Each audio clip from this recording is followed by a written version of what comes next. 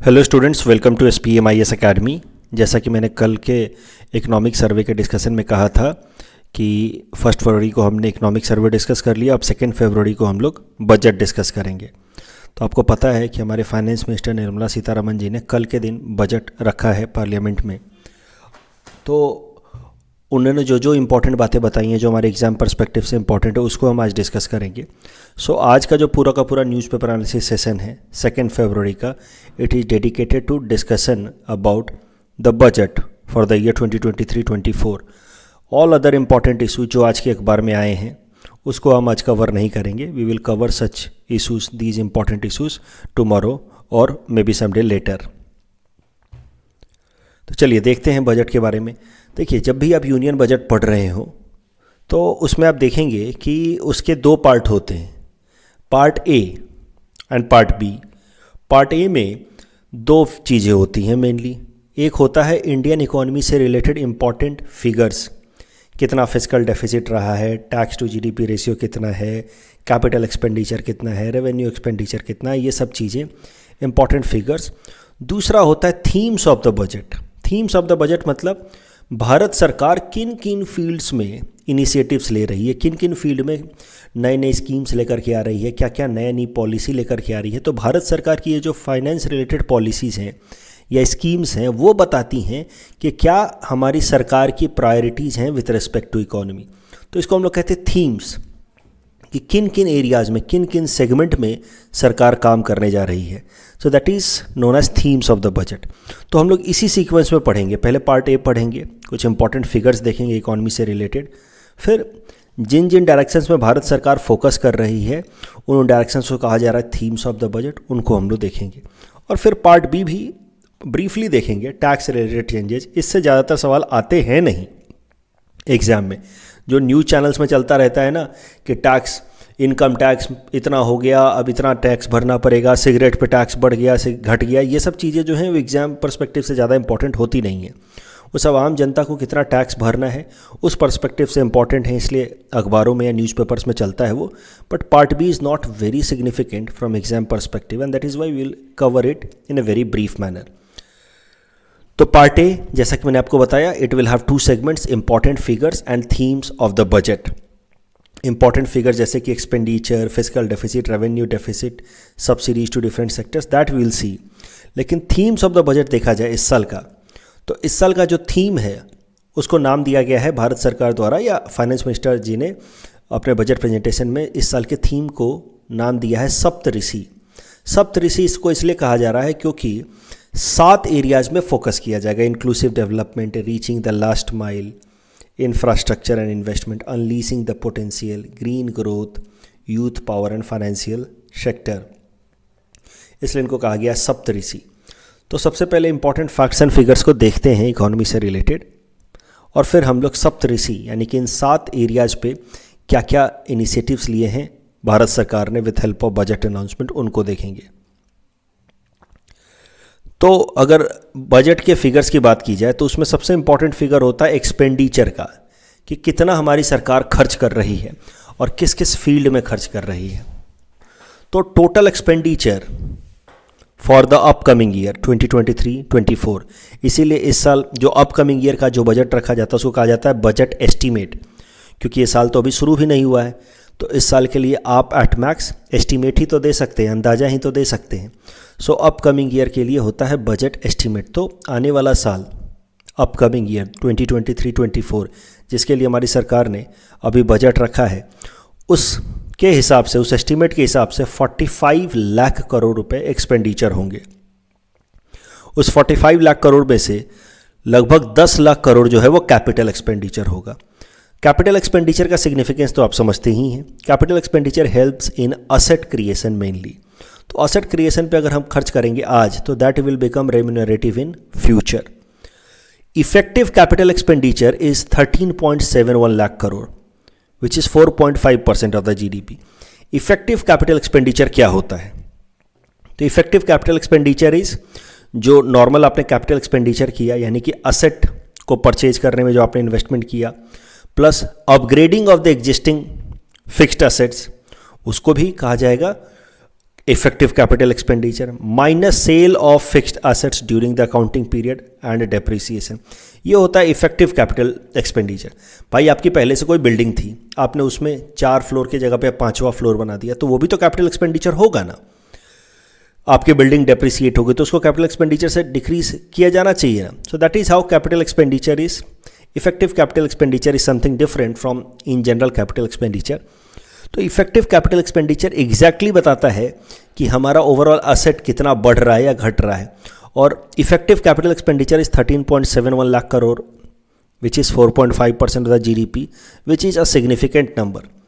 सो आप देखिए पिछले कुछ सालों में भारत सरकार ने यहाँ डायग्राम बना करके दिखाया, पिछले कुछ सालों में भारत सरकार ने अपना इफेक्टिव कैपिटल एक्सपेंडिचर लगातार बढ़ाया है। इफेक्टिव कैपिटल एक्सपेंडिचर भी बढ़ाया है और साथ ही साथ कैपिटल एक्सपेंडिचर भी बूस्ट किया है। सो कैपिटल एक्सपेंडिचर बूस्ट करने से या इफेक्टिव कैपिटल एक्सपेंडिचर बूस्ट करने से असेट क्रिएशन होगा जो लॉन्ग रन में हमारी इकोनॉमी के लिए रेम्यूनरेटिव होगा। Fiscal deficit is going to be somewhere close to 5.9% of GDP which is still very high. Pandemic से पहले ये सारे फिगर जो है 3 या 3.5% के आसपास रहते थे, but post pandemic these figures have gone up. और जो रियल जीडीपी ग्रोथ रहा है for the year 2022-23 that will remain somewhere close to 7%। तो that is a revised estimate for the current year 2022-23। अब जरा अगर देखा जाए कि पैसा किन किन सेगमेंट में खर्च किया जाएगा, परसेंटेज वाइज अगर बात की जाए तो सबसे ज़्यादा पैसा खर्च होगा इंटरेस्ट पेमेंट में। जो हमारे ऊपर पुराना उधार है, पब्लिक डेट सरकार के ऊपर, उसका इंटरेस्ट पेमेंट में 20% पैसा खर्च होगा। उसके अलावा state shares of tax and duties में 18%, सेंट्रल सेक्टर स्कीम में 17%, finance commission and other transfers, finance commission के रिकमेंडेशन के बेसिस पे जो बाकी ट्रांसफर्स होंगे उसमें 9%, सब्सिडीज़ में 7%, सेंट्रल स्पॉन्सर्ड स्कीम्स में 9%, डिफेंस में 8% एंड पेंशंस में 4%। You will have to mug this up, क्योंकि सीधा सीधा इस तरीके का सवाल आ जाता है कि which are the following will have maximum expenditure for the budget. तो मैक्सिमम एक्सपेंडिचर यहाँ गलती से मैंने लिख दिया 21-22, आई विल बी राइटिंग 23-24, इसको मैं ठीक कर दूंगा। तो मैक्सिमम एक्सपेंडिचर सवाल अगर आ गया मान लीजिए तो correct answer would be option C, interest payment, right. वैसे ही पैसा किन किन सेगमेंट में खर्च होगा, आई एम सो सॉरी, पैसा तो हमने एक्सपेंडिचर तो देख लिया, खर्च तो देख लिया, प्रपोज्ड एक्सपेंडिचर। अब इनफ्लो देखते हैं, पैसा कहाँ कहाँ से आएगा। तो borrowing is going to be the major contributor in inflow of the money, 34% money will come through borrowing। दूसरे नंबर पे है जीएसटी, 17% पैसा जीएसटी से आएगा। फिर इनकम टैक्स से, corporate tax, excise duty, there are some non tax revenue, non debt capital receipts and customs. सवाल सिंपल सा ऐसा आ गया कि इनमें से कौन सा ऐसा सेगमेंट है जो सबसे ज़्यादा रेवेन्यू जनरेट करेगा। इन सारे तरह के टैक्स में सबसे ज़्यादा रेवेन्यू कौन सा टैक्स जनरेट करेगा as per budget estimate for the physical year 2023-24। इस क्वेश्चन को अटेम्प्ट कीजिए, you can submit the answer in the comment section. अगर ओवरऑल टैक्स की बात की जाए, टैक्स रिसीट की बात की जाए, तो टैक्स तो हमारे देश में 2 तरीके से कलेक्ट किया जाता है, direct taxes and indirect taxes. Direct taxes के एग्जाम्पल हो गए जैसे पर्सनल इनकम टैक्स हो गया, कॉरपोरेट टैक्स हो गया। इनडायरेक्ट टैक्सेस के एग्जाम्पल जैसे जीएसटी हो गया, एक्साइज ड्यूटी हो गया। तो इस फिगर्स को ध्यान से देखिएगा। ओवरऑल टैक्स जो है इन परसेंटेज ऑफ जीडीपी में रिफ्लेक्ट किया गया है।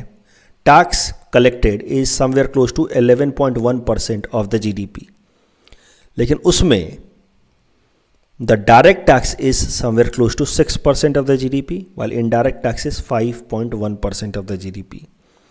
अब ये बहुत इंपॉर्टेंट है, यूपीएससी ने 2-3 दफ़ा सवाल बना करके पूछा है, हो सकता है एपीएससी भी पूछ ले कि डायरेक्ट और इनडायरेक्ट टैक्स में किससे ज़्यादा कमाई होगी भारत सरकार की as per the union budget 2023-24।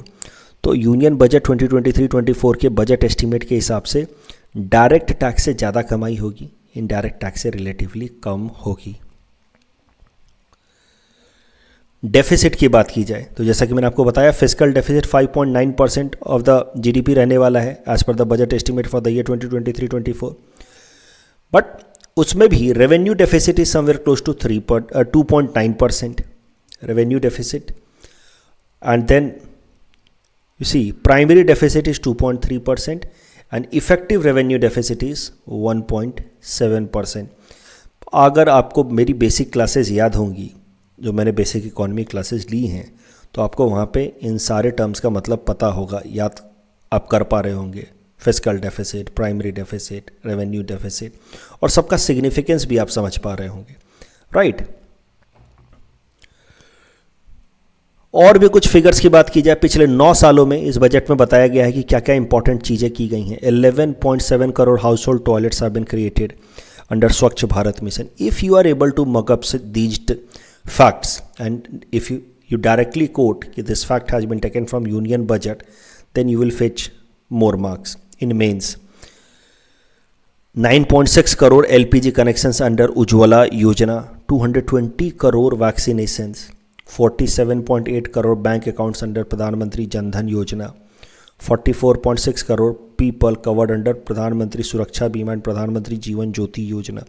आपको अगर नहीं याद आ रहा है तो सारे स्कीम्स को आपको जा करके देखना होगा. अभी तो मैं सारे स्कीम्स को ओपन या एलेबोरेट करके तो नहीं बता सकता ना यहाँ पे, लेकिन आपको देखिए एक जगह सारे स्कीम्स के नाम दिख रहे हैं. प्रधानमंत्री जनधन योजना के साथ ही आया था प्रधानमंत्री सुरक्षा बीमा एंड प्रधानमंत्री जीवन ज्योति योजना, जिसमें लाइफ इंश्योरेंस एंड एक्सीडेंट के अगेंस्ट इंश्योरेंस प्रोवाइड कराया जा रहा था. आई होप आपको चीज़ें याद आ रही होंगी.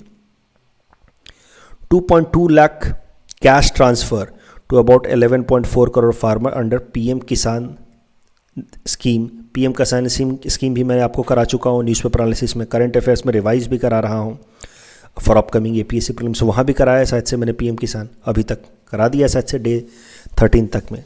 6,000 रुपये का फंड ट्रांसफ़र होता है फार्मर्स को 2-2 हज़ार के 3 इंस्टॉलमेंट में.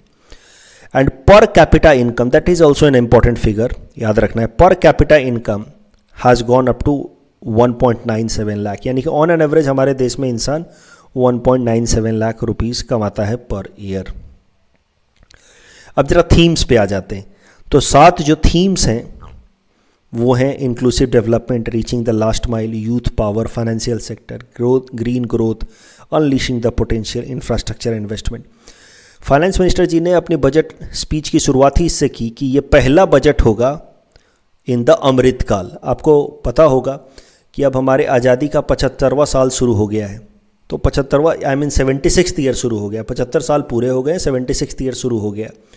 तो ये जो वक्त चल रहा है, आने वाला जो 25 साल है, 75th से लेकर के 100th ईयर तक का, ये 25 साल को कहा जा रहा है अमृत काल, आज़ादी का अमृत काल. और आज़ादी का अमृत काल का ये पहला बजट है. और इसमें फिर फाइनेंस मिनिस्टर जी ने कहा है कि अमृत काल के जो हमारी पीढ़ी है उसके लिए, उसको ध्यान में रखते हुए, यानी कि इस एज की जो लोग जनरेशन है उनके ज़रूरतों को ध्यान में रखते हुए इस बजट को इस बार रखा जा रहा है. और 7 अलग अलग थीम्स पे फोकस किया जा रहा है, इसीलिए बजट को कहा जा रहा है सप्त ऋषि.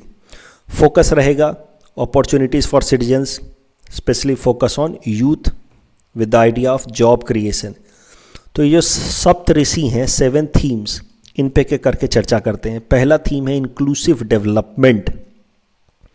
इंक्लूसिव डेवलपमेंट के लिए डिजिटल पब्लिक इंफ्रास्ट्रक्चर को स्ट्रेंथन किया जाएगा. कल ही जैसे कि मैं आपको बात कर रहा था, इकोनॉमिक सर्वे में भी बात की गई भाषणी की, कि एक ऐसा आर्टिफिशियल इंटेलिजेंस ऐप होगा जो लैंग्वेज बैरियर को ब्रेक करेगा. तभी जाकर के लोग इंटरनेट से ज़्यादा जुड़ पाएंगे, क्योंकि लैंग्वेज एक बड़ा बैरियर है. इंटरनेट पे जो कंटेंट है वो अंग्रेजी में ही है मेनली.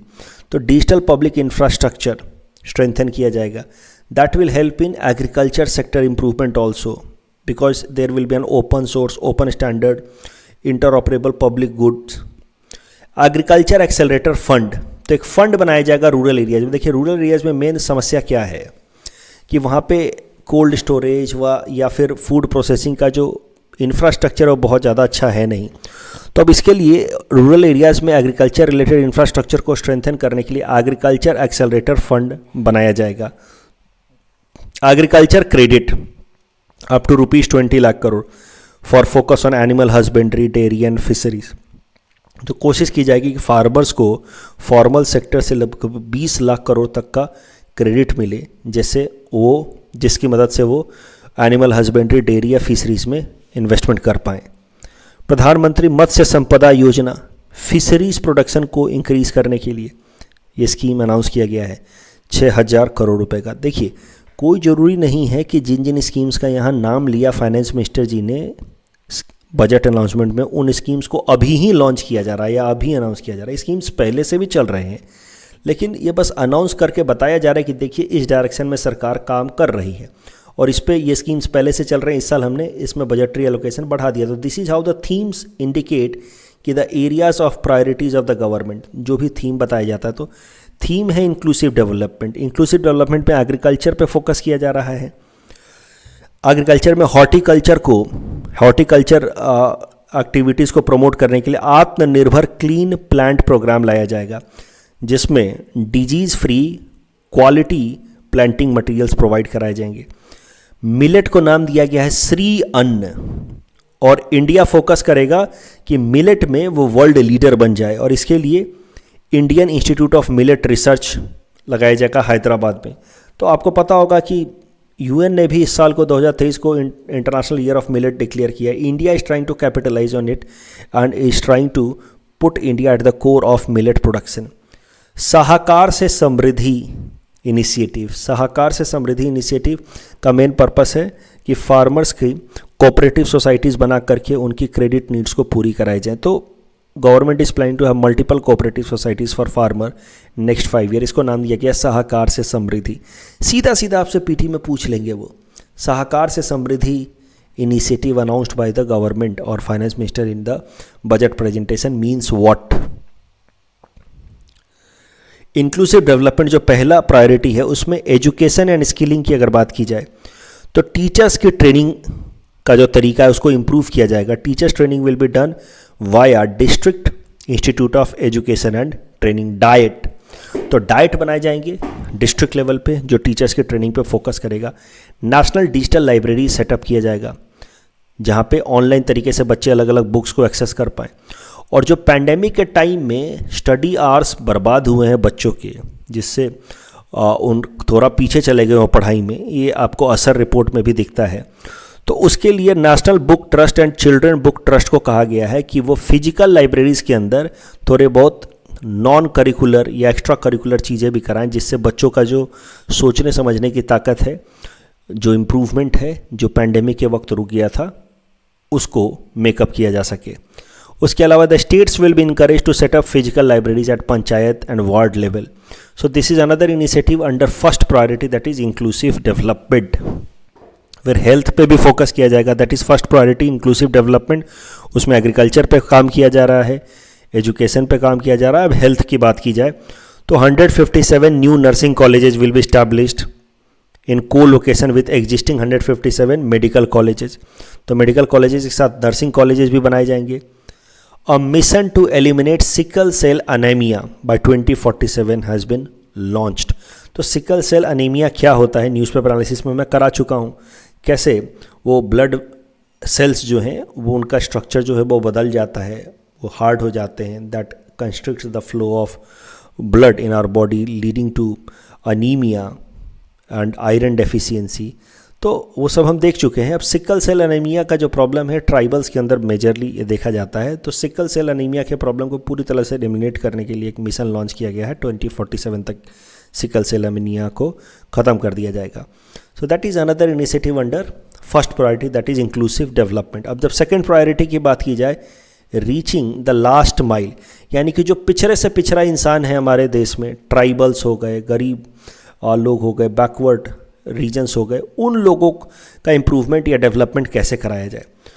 तो रीचिंग द लास्ट माइल जो सेकंड थीम है, इसके अंतर्गत अलग अलग इनिशिएटिव्स लिए गए हैं। जैसे एस्पिरेशनल ब्लॉक प्रोग्राम लाया गया है, जैसे एस्पिरेशनल डिस्ट्रिक्ट प्रोग्राम्स लाया गया था पहले 2018 में, जिसकी मदद से अलग अलग जो बैकवर्ड डिस्ट्रिक्ट्स हैं उनको आइडेंटिफाई करके वहाँ पे इंफ्रास्ट्रक्चरल डेवलपमेंट या overall development, health, education, social and physical infrastructure develop करने पर फोकस किया जा रहा था। अब उसी लाइन पे, एस्पिरेशनल डिस्ट्रिक्ट प्रोग्राम लाइन पे, अब एस्पिरेशनल ब्लॉक प्रोग्राम लाया गया जिसमें 500 ब्लॉक्स या सब डिस्ट्रिक्ट रीजन्स को आइडेंटिफाई किया जा रहा है for development, both physical as well as social infrastructure.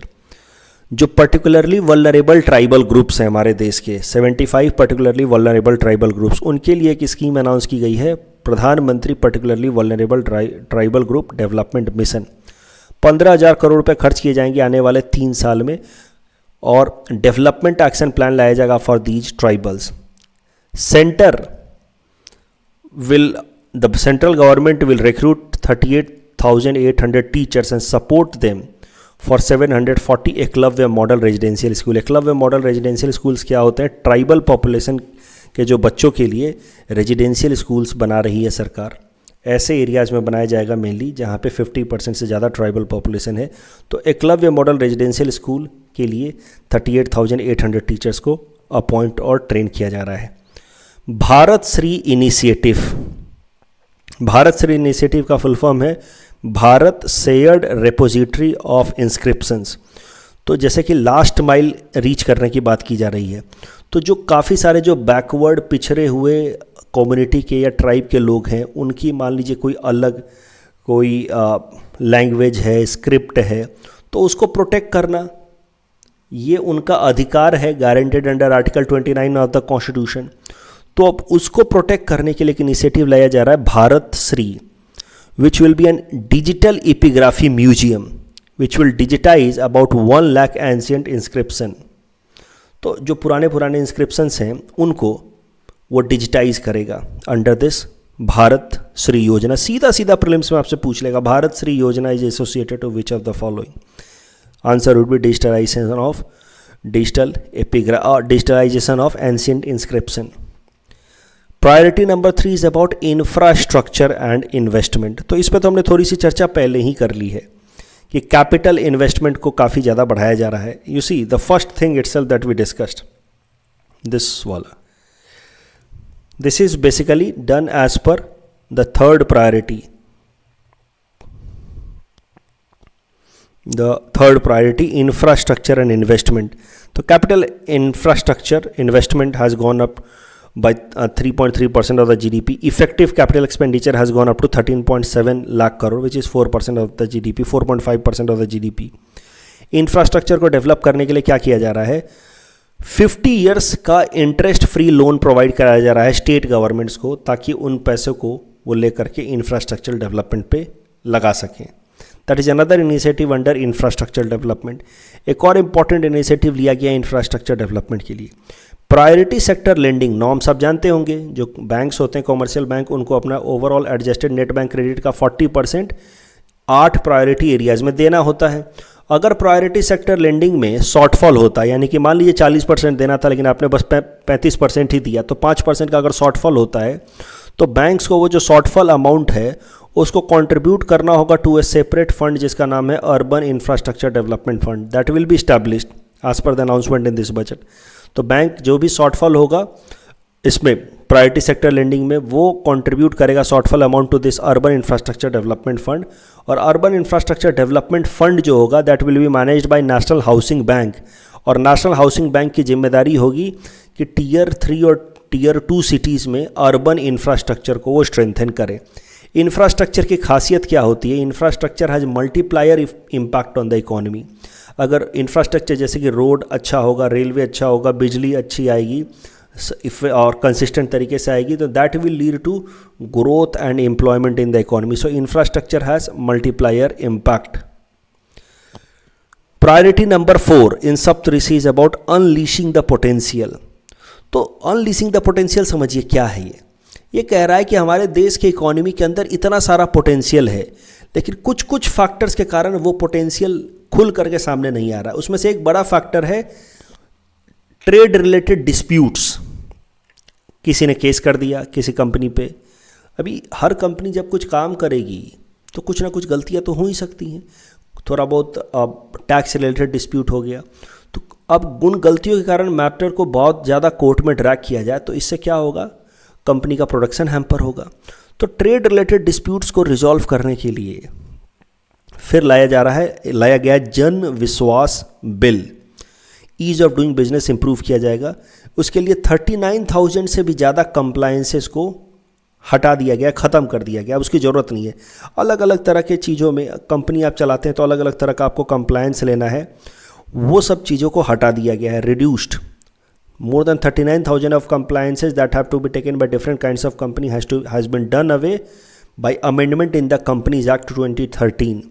और इसके लिए इस कंपनी एक्ट 2013 में अमेंडमेंट के लिए लाया गया है जन विश्वास बिल। जन Vishwas bill has also amended 42 central acts which will build trust based governance. तो जो कंपनियां हैं जो बिजनेस कर रही हैं उनको भारत सरकार और उनके ऑफिसर्स से कोई हरासमेंट ना हो, कोई बहुत बार ऐसा इसको टैक्स टेररिज्म कहते हैं, वेयर द ऑफिसर्स और the tax authorities they harass businesses. तो टैक्स टेररिज्म ना हो इसके लिए 42 तरह के जो सेंट्रल सरकार के और सेंट्रल गवर्नमेंट के कानून हैं उनको अमेंड किया गया एज़ पर जन विश्वास बिल। आर्टिफिशियल इंटेलिजेंस को स्ट्रेंथन किया जा रहा है, उसके लिए 3 स्पेशल सेंटर डेवलप किए जाएंगे आर्टिफिशियल इंटेलिजेंस के लिए। थीम है आर्टिफिशियल इंटेलिजेंस को डेवलप करने के लिए, जो थीम दिया है इस बजट ने वो है make artificial intelligence in India and make artificial intelligence work for India. तो ये थीम कहीं लिख दो, आर्टिफिशियल इंटेलिजेंस पे मान लीजिए सवाल आ जाए और ये थीम आप लिख दो, it will help you in fetching good marks. उसके अलावा एमएसएमई सेक्टर्स के लिए उनका अपना डेटा स्टोर करने के लिए अलग से डिजी लॉकर प्रोवाइड कराया जाएगा, where MSME sector can store their data there and from there itself they can apply for approval from government agencies. Resolving disputes, तो डिस्प्यूट्स को रिजॉल्व करने के लिए अलग अलग कंपनी में कॉन्ट्रैक्ट इन्फोर्समेंट के डिस्प्यूट्स को रिजॉल्व करने के लिए विवाद से विश्वास इनिशिएटिव लाया जा रहा। भाई विवाद से तो फायदा है नहीं, तो you need to trust each other, so विवाद से विश्वास, less stringent contract execution from MSME. 5G technology को हमारे देश में ज़्यादा इफेक्टिव तरीके से इम्प्लीमेंट करने के लिए 100 लैब्स बनाए जाएंगे देश के अलग अलग इंजीनियरिंग इंस्टीट्यूशंस में। इन 100 लैब्स में फोकस किया जाएगा कि 5G services based apps develop किए जाए, जिसकी मदद से ज़्यादा अपॉर्चुनिटीज़ क्रिएट हों, बिजनेस मॉडल आए, एम्प्लॉयमेंट अपॉर्चुनिटीज़ या एम्प्लॉयमेंट पोटेंशियल क्रिएट हो फॉर यूथ। तो 5G टेक्नोलॉजी खाली आ जाने से नहीं होगा ना, उसका कैसे बेहतरीन इस्तेमाल किया जाए, इसके लिए 100 अलग अलग लैब्स बनाए जाएंगे जिस पे अलग अलग तरीके से सोचा जाएगा how 5G technology can be utilize to the maximum to derive maximum benefit for the economy. Priority number 5 of Saptarishi is green growth. Green growth यानी कि environment friendly growth, sustainable growth, इसके लिए अलग अलग इनिशिएटिव्स लिया गया है। National green hydrogen mission. Green hydrogen क्या होता है आप जानते ही हैं, कल भी हमने इकोनॉमिक सर्वे में डिस्कस किया था। When you produce hydrogen in an environment friendly manner, by product is oxygen, water vapour and electrolysis of water करके आप लाते हैं, और जो वाटर इलेक्ट्रोलिसिस के लिए इलेक्ट्रिसिटी यूज़ कर रहे हैं वो भी ग्रीन सोर्सेज से होना चाहिए। Such hydrogen is known as green hydrogen, and hydrogen is future of the energy market. So national green hydrogen mission में 19,700 करोड़ रुपए खर्च किए जा रहे हैं, with annual production that is being targeted is 5 million metric tons by 2030, which will be a huge number. ये है target हमारा नेशनल ग्रीन हाइड्रोजन मिशन के अंतर्गत। That is theme number 5, priority number 5, green growth. Govardhan scheme, ये पहले से चल रहा था स्कीम, इस स्कीम के अंतर्गत अब बजटरी एलोकेशन और बढ़ा दिया गया है, 10,000 करोड़ का बजटरी एलोकेशन होगा। गोवर्धन स्कीम का मेन गोल ही है कि जो भी वेस्ट मटेरियल्स हैं, ऑर्गेनिक वेस्ट मटेरियल्स हैं, उससे कंप्रेस्ड नेचुरल गैस बनाया जाए। गोबर जो होता है ना, उससे नेचुरल गैस बनाया जाए। तो गोवर्धन स्कीम के अंतर्गत 500 नए वेस्ट टू वेल्थ सेंटर्स बनाए जाएंगे in order to promote circular economy. Circular economy I hope आपको पता होगा, मैंने कराया है न्यूज़पेपर लाइसेंस, जहाँ पे waste product release to the environment is minimum और zero and most of the items are recycled, that is circular economy. तो गोवर्धन स्कीम के अंतर्गत 500 नए वेस्ट टू वेल्थ प्लांट लगाए जाएंगे, 10,000 करोड़ रुपए खर्च होंगे। भारत सरकार ने यह भी कहा इस बजट के अनाउंसमेंट में कि आने वाले टाइम में ये मैंडेटरी बनाया जा सकता है कि 5% कॉम्प्रेस्ड बायोगैस आपको यूज करना ही है नेचुरल गैस के साथ साथ। जैसे एथेनॉल ब्लेंडिंग की बात होती है 10% या 20%, वैसे ही compressed biogas coming from such biogas plants, गोबर प्लांट्स, उसका नेचुरल गैस में मिक्सअप जरूरी है कम से कम 5% तक। लेकिन अभी सरकार ने कहा है कि हम ऐसा पॉलिसी बनाने वाले हैं आने वाले टाइम में, अभी इसको मैंडेटरी किया नहीं है। भारतीय प्राकृतिक खेती बायो इनपुट रिसर्च सेंटर्स बनाए जाएंगे नेक्स्ट 3 साल में, ताकि 1 करोड़ से भी ज़्यादा फार्मर्स को हम ट्रेन कर सकें टू अडॉप्ट नेचुरल फार्मिंग। तो नेचुरल फार्मिंग को प्रमोट करने के लिए भारतीय प्राकृतिक खेती बायो इनपुट सेंटर्स बनाए जाएंगे। एक इम्पॉर्टेंट इनिशिएटिव यहीं से पढ़ लीजिए, Mishti, Mishti initiative is to be taken up for mangrove plantation along the coastline. तो सीधा सीधा पूछ लेगा मिष्टी है क्या, Mishti initiative in the budget, mangrove plantation along the coastline of India. Amrit Dharohar will be implementing over next 3 years for optimal use of wetlands. याद रखिएगा, ये भी इंपॉर्टेंट है, अमृत धरोहर किसके लिए है। पीएम प्रणाम will be launched to incentivize states and UTs to promote alternative fertilizers. PM Pranam. Priority number 6 is about youth power. तो youth power को अनलीश करने के लिए, मैक्सिमम यूटिलाइजेशन के लिए पहले से जो इनिशिएटिव चल रहे हैं, अच्छा यूथ को नाम दिया जा रहा है अमृत पीढ़ी। तो ये जो अमृत काल शुरू हो रहा है, इस टाइम के जो यूथ हैं दे आर पार्ट ऑफ अमृत पीढ़ी। तुर्की में प्रधानमंत्री कौशल विकास योजना का 4th जो सेगमेंट है उसको लाया जा रहा है। मतलब प्रधानमंत्री कौशल विकास योजना तो काफ़ी टाइम से चल रहा है, 2018 से ही चल रहा है। अब उसका 4.0 लाया जा रहा है, where on job training for current age requirements like artificial intelligence and robotics will be done. Skill India digital platforms, national apprenticeship promotion scheme to provide stipend support to 47 lakh youth in 3 years. A national apprentice promotion scheme is an important scheme this year. इसके provisions और देखने होंगे, current affairs वाले में देख लिया जाएगा, ठीक है, जो हम लोग रिवीजन कर रहे हैं। Boosting tourism, 50 destinations to be selected and developed as to complete package for domestic and foreign tourists. Setting up Unity Mall in state capitals for promotion of sales of one district one products type GI tag या handicraft। तो जो इस तरह के products हैं, 1 district 1 product का initiative लाया है सरकार ने। अलग अलग डिस्ट्रिक्ट को आइडेंटिफाई किया जाए कि वहाँ पे कौन सी चीज़ ज़्यादा अच्छी तरीके से बनाई जा सकती है। 1 district 1 प्रोडक्ट स्कीम के अंतर्गत लाए हुए प्रोडक्ट, GI टैग वाले हैंडीक्राफ्ट प्रोडक्ट, इनके लिए सेल के लिए मॉल बनाया जाए अलग अलग स्टेट कैपिटल्स में। टॉपिक और priority number 7 is financial sector. तो फाइनेंशियल सेक्टर को स्ट्रेंथन करने के लिए क्या क्या इनिशिएटिव्स लिए गए हैं। Setting up of national financial information registry to facilitate efficient credit flow, promote financial inclusion और faster financial stability.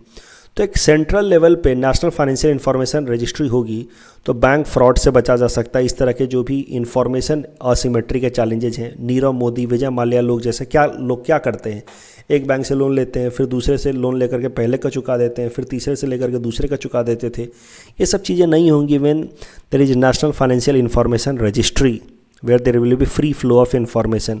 Setting up of central data processing center for faster handling of administrative work under Companies Act.